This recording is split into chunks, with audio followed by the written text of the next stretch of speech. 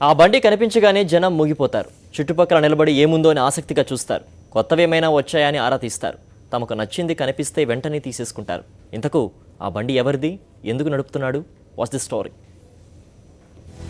అదొక తోపుడు బండి, కానీ కూరగాయలో పల్లో అమ్మరు.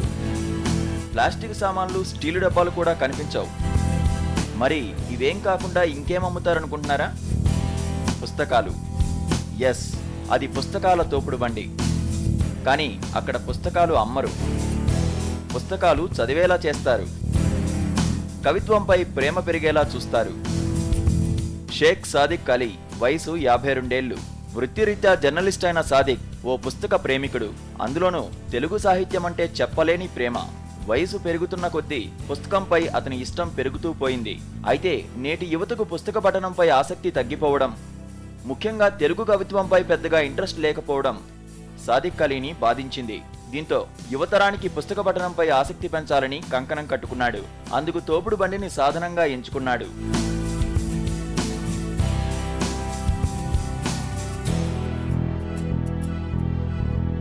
బండి పైభాగంలో తెలుగు సాహిత్యకారుల ఫోటోలు, శ్రీశ్రీ, ఆరుద్ర, మగ్దూం మొయినుద్దీన్ చిత్రపటాలు.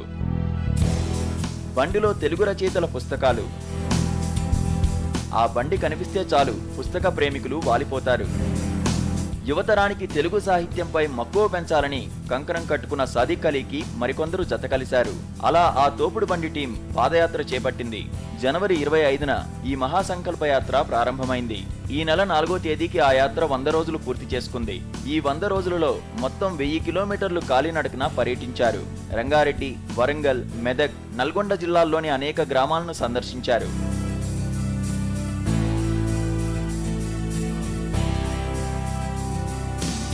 ఈ మహాసంకల్పం ప్రధాన ఉద్దేశ్యం ప్రతి గ్రామంలో ఓ గ్రంథాలయం ఏర్పాటు. గ్రామీణుల్లో కవిత్వాల పట్ల, రచనల పట్ల అవగాహనను పెంపొందించడం. పుస్తక యాత్రలో భాగంగా ఎన్ని గ్రామాలు తిరిగితే అన్ని గ్రామాల్లో 200 పుస్తకాలతో చిన్న లైబ్రరీని ఏర్పాటు చేశారు. ఈ పుస్తకాలను కవులు, సాహితీవేత్తలు, బుక్ షాపులు, ప్రింటర్స్, రచయితల దగ్గర సేకరించి ఉచితంగా గ్రామాలకు అందజేశారు.